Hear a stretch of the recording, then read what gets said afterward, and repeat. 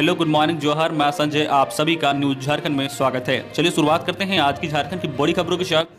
पहली बड़ी खबर की बात करें तो झामुमो के वरिष्ठ नेता और पूर्व मंत्री साइमन मरांडी का कोलकाता में निधन। सीएम हेमंत सोरेन ने जताया शोक। झारखंड मुक्ति मोर्चा के नेता और पूर्व मंत्री साइमन मरांडी का निधन हो गया है। वे हमारे बीच नहीं रहे। कोलकाता के प्राइवेट हॉस्पिटल में उन्होंने आखिरी सांस ली है। वे 74 वर्ष के थे। तबियत खराब होने के बाद उन्हें कोलकाता के अस्पताल में भर्ती कराया गया था, जहां सोमवार की देर रात उन्होंने अंतिम सांस ली है। वे पाकुड़ जिले के लिट्टीपाड़ा विधानसभा से विधायक रहे थे और मंत्री पद को भी सुशोभित किया गया था। झारखंड के मुख्यमंत्री हेमंत सोरेन व स्वास्थ्य मंत्री बन्ना गुप्ता समेत अन्य ने उनके निधन पर शोक जताया है। अगली बड़ी खबर की बात करें झारखंड मौसम विभाग से कि 15 अप्रैल से फिर बदलेगा मौसम का मिजाज। तेज हवाओं के साथ हो सकती है बारिश। राजधानी रांची सहित आसपास के जिलों में अगले 24 घंटे तक आसमान साफ रहेगा। मौसम विभाग की ओर से जारी अनुमान के मुताबिक बुधवार तक जो है मौसम ठीक रहेगा। वहीं 15 अप्रैल से मौसम एक बार फिर से करवट लेने वाला है। 18 अप्रैल तक आसमान में बादल छाए रहेंगे। जो इस दौरान जो तेज हवाओं के साथ बारिश हो सकती है। अगले 24 घंटे के बीच जो है शहर के अधिकतम तापमान में 1.5 डिग्री से 2 डिग्री सेल्सियस की बढ़ोतरी हो सकती है। अगली बड़ी खबर की बात करें तो आपदा प्रबंधन की अनुमति के बाद बांटेगी बच्चों की किताबें। राज्य के जो है सरकारी स्कूल के बच्चों को किताबों के लिए फिलहाल कुछ दिन और इंतजार करना होगा। कोविड-19 के बढ़ते संक्रमण को देखते हुए पहले किताब वितरण की सहमति जो है आपदा प्रबंधन विभाग से ली जाएगी। इसके बाद बच्चों को किताब दी जाएगी। जेसीईआरटी द्वारा किताब वितरण को लेकर विस्तृत गाइडलाइन तैयार की जाएगी। यह गाइडलाइन आपदा प्रबंधन विभाग को भेजी जाएगी। जेसीईआरटी द्वारा तैयार गाइडलाइन में किताब वितरण की पूरी जो है प्रक्रिया का जिक्र होगा। आपदा प्रबंधन विभाग से सहमति मिलने के बाद जो है गाइडलाइन के अनुरूप किताब बांटी जाएगी। अगली बड़ी खबर की बात करें तो स्कूल की मनमानी शुरू। ऑनलाइन क्लास में भी स्कूल ड्रेस को निजी स्कूलों ने किया अनिवार्य। कोविड-19 के संक्रमण काल में भले ही ऑफलाइन क्लास पर रोक लगी हो, परीक्षा भी ऑफलाइन नहीं ली जा सकती है और सभी गतिविधियां वर्चुअल मोड पर हो रही है। ऐसे में निजी जो है स्कूल ऑनलाइन क्लास ले रहे हैं, लेकिन उसमें भी छात्र छात्राओं के लिए स्कूल ड्रेस पहनना अनिवार्य कर दिया गया है। स्कूलों का तर्क है कि एकरूपता, समानता और अनुशासन के लिए ही जो है स्कूल ड्रेस पहनकर क्लास में शामिल होने के लिए कहा जा रहा है। वही झारखंड अभिभावक मंच ने अभिभावकों को बेवजह परेशान करने का आरोप लगाया है। महासंघ ने मामले की शिकायत जो है डीएससी से करते हुए कार्रवाई की मांग रखने की बात कही है। अगली बड़ी खबर की बात करें तो हजारीबाग में एएसआई 50,000 रुपए घूस लेते गिरफ्तार। केस में मदद करने के लिए शराब व्यवसायी से ले रहे थे रिश्वत। एंटी करप्शन ब्यूरो ने रंगे हाथ दबोचा। हजारीबाग बरकट्ठा थाना में पदस्थापित एएसआई उपेंद्र कुमार सिंह को एंटी करप्शन ब्यूरो की टीम ने मंगलवार को 50,000 रुपए घूस लेते गिरफ्तार कर लिया है। उपेंद्र कुमार शराब व्यवसायी से एक केस में उसकी मदद करने के बदले में जो इंद्रपुरी सिनेमा हॉल के पास रिश्वत ले रहे थे। एंटी करप्शन ब्यूरो ने उन्हें रंगे हाथ गिरफ्तार कर लिया है। अगली बड़ी खबर की बात करें तो स्वास्थ्य मंत्री के सामने बिना इलाज कोरोना मरीज की मौत। बेटी की चीखों से दहल गया दिल।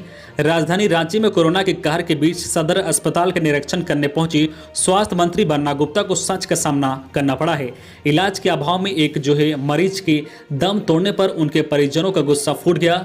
जो है मरीज के परिजनों ने आरोप लगाया है कि बार बार कहने के बाद भी ना कोई डॉक्टर आया और ना ही कोई नर्स आई। इलाज के अभाव में उनके जो है मरीज ने दम तोड़ दिया। परिजनों ने स्वास्थ्य मंत्री को जमकर कड़ीकोटी सुनाई है।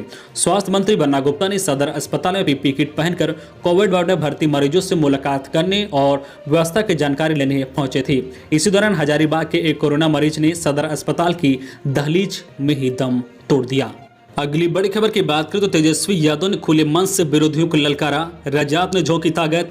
बिहार विधानसभा से नेता प्रतिपक्ष तेजस्वी यादव ने मधुपुर विधानसभा उपचुनाव में मंगलवार को 2 चुनावी सभाओं को संबोधित किया।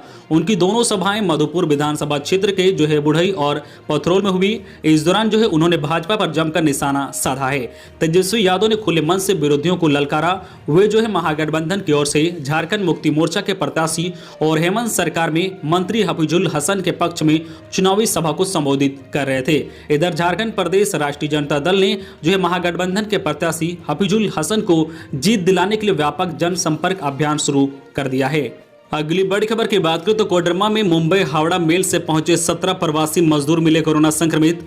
देश भर में कोरोना वायरस संक्रमण की दूसरी लहर के बाद संक्रमितों की संख्या तेजी से बढ़ रही है। इसी बीच महानगरों में कमाने वाले प्रवासी फिर से वापस अपने घर लौट रहे हैं। महाराष्ट्र में लॉकडाउन की कड़ी पाबंदियों के बीच मुंबई हावड़ा मेल से सैकड़ों प्रवासी सोमवार को कोडरमा स्टेशन पहुंचे। इसमें से 17 यात्री कोरोना वायरस से संक्रमित मिले हैं, जिन्हें तत्काल आइसोलेशन में भेज दिया गया है। अगली बड़ी खबर की बात करें तो झारखंड में बेकाबू कोरोना से हाँफने लगा है 108 एम्बुलेंस। मरीजों को निःशुल्क सेवा प्रदान कर रहे 108 एम्बुलेंस का भी दम फूलने लगा है। पिछले वर्ष अप्रैल माह में जितने कोरोना संक्रमित मरीजों को इस एम्बुलेंस सेवा के माध्यम से अस्पताल पहुंचाया गया था, उतने मरीज फिलहाल रोज पहुंचाए जा रहे हैं। अप्रैल 2021 के 11 दिनों में ही 911 मरीजों को अस्पताल पहुंचाया गया है, जिसका औसताना प्रतिदिन 83 के करीब होता है। संक्रमण की भयावहता का अंदाजा इसी से लगाया जा सकता है कि पिछले वर्ष की लहर में अप्रैल महीने में महज 86 कोरोना संक्रमित ही 108 एम्बुलेंस सेवा को मिले थे। अगली बड़ी खबर की बात करें तो देश में कोरोना का तांडव जारी। पिछले 24 घंटे में आए 1,60,000 नए मामले, 880 ने गंवाई जान। देश में कोरोना वायरस महामारी का प्रकोप काफी तेजी से बढ़ता जा रहा है। पिछले 24 घंटे के दौरान 1,60,000 से अधिक नए मामले सामने आने के बाद संक्रमितों का कुल आंकड़ा 1,36 लाख के पार पहुंच गया है। विभिन्न राज्यों की ओर से जारी आंकड़ों के अनुसार इस दौरान 1,60,694 नए मामले दर्ज किए गए हैं। इसके साथ ही संक्रमितों की संख्या 1,36,86,073 पर पहुंच गई है। इसी दौरान 96,727 मरीज स्वस्थ हुए हैं और इसी अवधि में 880 और मरीजों की मौत हो गई है। इसी के साथ ही इस बीमारी से मरने वालों की संख्या बढ़कर 1,71,089 पर पहुंच गई है। अगली बड़ी खबर की बात करें तो रांची में प्राइवेट हॉस्पिटल के खिलाफ कार्रवाई शुरू। सरकार के आदेश के बाद भी 50% बेड कोविड मरीजों के रिजर्व रखने की रिपोर्ट नहीं दी, 4 हॉस्पिटल को नोटिस। रांची में कोविड के मरीजों को बेहतर इलाज के लिए अब जिला प्रशासन पूरी तरह से अलर्ट मोड पे आ गया है। सदर अस्पताल को कोविड अस्पताल बनाने के बाद अब निजी हॉस्पिटल के 50% बेड कोविड मरीजों के लिए रिजर्व रखने के निर्देश दिए गए हैं। डीसी छवि रंजन ने डीडीसी विशाल सागर ने मंगलवार को निजी हॉस्पिटल के संचालकों से बात की है। उन्होंने सभी बेड की स्थिति का जायजा लिया है। इस दौरान 4 हॉस्पिटल की तरफ से अभी तक 50% बेड आरक्षित रखने संबंधी जानकारी नहीं दी गई है। डीडीसी ने तत्काल इनके खिलाफ नोटिस जारी किया है और 50% बेड आरक्षित करने का आदेश दिया है। अगली बड़ी खबर की बात करें तो छात्रों की सुरक्षा प्राथमिकता पर परीक्षा टालने की अभी योजना नहीं। सीबीएसई सोशल मीडिया पर सीबीएसई की 10वीं और 12वीं की बोर्ड परीक्षा को टालने की मांग पर बोर्ड ने साफ किया है कि छात्रों की सुरक्षा पहली प्राथमिकता है और इसके लिए सभी केंद्रों पर व्यापक इंतजाम किए जा रहे हैं। लेकिन परीक्षा की तिथि बढ़ाने की फिलहाल कोई योजना नहीं है। बोर्ड के वरिष्ठ अधिकारी ने बताया है कि छात्रों के बीच उचित दूरी रहे, इसलिए न केवल केंद्रों की संख्या में बढ़ोतरी की गई है, बल्कि प्रत्येक केंद्र व हर सीट को समुचित तरीके से सैनिटाइज करने के व्यापक इंतजाम किए गए हैं। अगली बड़ी खबर की बात करें तो सफल हार्ट सर्जरी के बाद डिस्चार्ज हुए राष्ट्रपति रामनाथ कोविंद सफल बाईपास सर्जरी के बाद राष्ट्रपति भवन लौट आए हैं। उन्हें करीब 2 हफ्ते पहले सीने में तकलीफ होने के बाद सेना के रिसर्च एंड रेफरल अस्पताल में भर्ती कराया गया था। बाद में उन्हें एम्स रेफर किया गया था, जहां उनकी सर्जरी की गई है। अगली बड़ी खबर की बात करें तो झारखंड हाईकोर्ट ने कहा कि राज्य में स्वास्थ्य प्रणाली ध्वस्त, होटल और बैंक्वेट हॉल को आइसोलेशन सेंटर बनाएं। राज्य में कोरोना के बढ़ते संक्रमण और स्वास्थ्य सेवाओं की वर्तमान स्थिति पर हाईकोर्ट ने एक बार फिर से नाराजगी जताई है और कहा है कि ऐसा प्रतीत होता है कि राज्य की स्वास्थ्य प्रणाली ध्वस्त हो गई है। अस्पताल में बेड नहीं है, बीमारी से मौत बढ़ गई है, 1 सप्ताह तक जांच रिपोर्ट नहीं आ रही है। रिम्स जैसे अस्पताल में मात्र 3 RT-PCR मशीन है। रिम्स में 5,000 से अधिक सैंपल अभी भी लंबित हैं और सैंपल जांच के लिए भुवनेश्वर भेजे जा रहे हैं। ऐसा प्रतीत हो रहा है कि सरकार अभी भी महामारी और बढ़ने का इंतजार कर रही है। इस स्थिति में बदलाव होगा और जल्द ही हालत पर काबू नहीं पाया गया तो स्थिति और भयावह हो सकती है। इस स्थिति से निपटने के लिए अदालत ने होटल और बैंक्वेट हॉल को आइसोलेशन सेंटर बनाने का सुझाव दिया है। अदालत ने 17 अप्रैल को इस पूरे मामले पर प्रगति रिपोर्ट पेश करने का निर्देश दिया है। अगली बड़ी खबर की बात करें तो पलामू सुरक्षा के प्रति दिखी लापरवाही, बाल सुधार गृह से रात में भागे 2 बच्चे, दोपहर रिमांड होम से 2 नाबालिग आरोपी हुए फरार। पलामू में जो है बाल संप्रेक्षण गृह से सुरक्षा चूक का मामला सामने आया है। 14 घंटे के अंदर 4 नाबालिग फरार हो गए हैं। बाल सुधार गृह में रह रहे 2 बच्चे सोमवार की देर रात करीब 1:30 बजे फरार हुए हैं, जबकि रिमांड होम में रखे गए 2 नाबालिग मंगलवार की दोपहर करीब 3 बजे फरार हुए हैं। रिमांड होम से फरार होने वाले तहरसी व चैनपुर के कंकारी के रहने वाले थे। यौन उत्पीड़न के मामले में इन्हें रिमांड होम में रखा गया था। चारों जो है दीवार फांद कर भाग निकले हैं। इस तरह जो है नाबालिगों के फरार होने के बाद प्रशासनिक पदाधिकारियों में हड़कंप मच गया है। अगली बड़ी खबर की बात करें तो कोरोना का असर, थानों के गेट बंद। अब इस तरह से सुनी जा रही है लोगों की शिकायतें। पुलिस जवानों के लिए भी गाइडलाइन जारी। राजधानी में कोरोना संक्रमण के कारण सुरक्षा के दृष्टिकोण से थाना के काम में बदलाव नजर आ रहा है।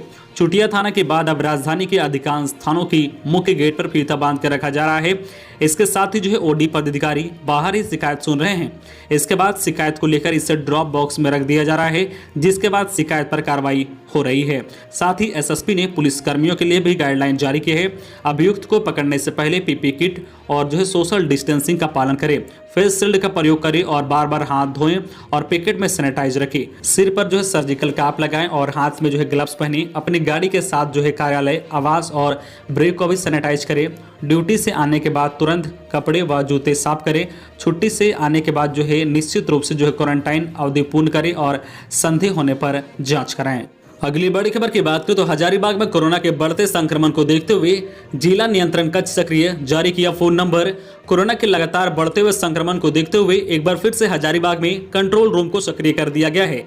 इसके लिए जो है फोन नंबर जारी किया गया है। उपायुक्त आदित्य कुमार आनंद ने बताया है कि कोविड के बढ़ते प्रसार की रोकथाम सहित जो है विधिक उपायों को सुनिश्चित करने के लिए जिला स्तर पर जो है नियंत्रण कक्ष को जो है क्रियाशील किया गया है। इसके तहत फोन नंबर 8222529348 और जो है दूसरा नंबर 06 जो है 546264159 जारी करते हुए पर्यवेक्षण के लिए सामाजिक सुरक्षा अधिकारी जो है नियुक्त किया गया है। जिला जो है नियंत्रण कक्ष में प्राप्त होने वाली शिकायतों के निष्पादन के लिए 24 घंटे 3 पालियों में कर्मियों की जो है प्रतिनियुक्ति की गई है। अगली बड़ी खबर की बात करें तो निगरानी ड्रोन कैमरे की मदद से होगी अब बिजली चोरी की निगरानी। धनबाद जिले की विभिन्न जगहों पर रात में बिजली के खुले तार में टोका फंसाकर बिजली चोरी आम बात हो गई है। इस प्रकार की शिकायत सामने आने के बाद झारखंड बिजली वितरण निगम लिमिटेड के अधिकारियों की सक्रियता भी बढ़ गई है। जेबीएनएल ने रात में बिजली चोरी को रोकने के लिए जो है लाउड स्पीकर के माध्यम से प्रचार प्रसार करने की योजना बनाई है। अब लाउड स्पीकर के माध्यम से आम लोगों से समय पर बिजली भुगतान करने की अपील की जाएगी। शहर के घनी आबादी वाले इलाकों में ड्रोन कैमरे से बिजली चोरी की निगरानी करने की तैयारी चल रही है। घनी आबादी वाले क्षेत्र जहां बिजली चोरी रोकना संभव नहीं है, वहां ड्रोन कैमरे से बिजली चोरी पर नजर रखी जाएगी। तो ये थी आज की झारखंड की टॉप बड़ी खबरें। इसी तरह झारखंड की हर छोटी बड़ी खबर देखने के लिए आप हमारे चैनल न्यूज झारखंड चैनल को सब्सक्राइब करके बेल आइकन प्रेस कर दीजिए, जिससे आपको झारखंड की हर छोटी बड़ी खबर का अपडेट आप तक पहुंचता रहे। तो आज के लिए बस इतना ही, हमें दीजिए इजाजत, फिर मिलते हैं नेक्स्ट न्यूज में।